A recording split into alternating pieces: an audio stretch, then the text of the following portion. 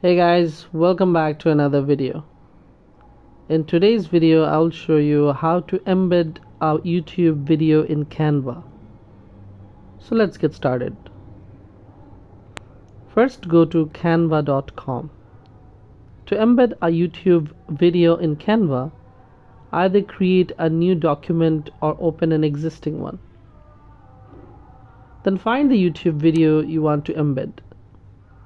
Once you have located the video, copy its URL by selecting it directly or clicking the share button and copying the link.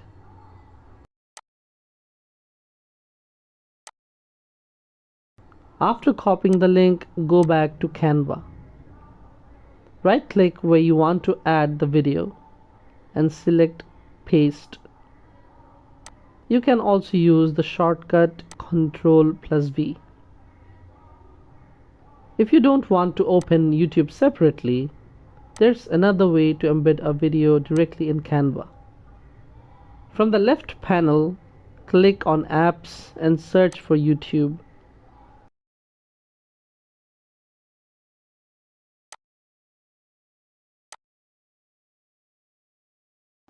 Click Open and YouTube will open within Canva. From here, you can search for videos using the search bar.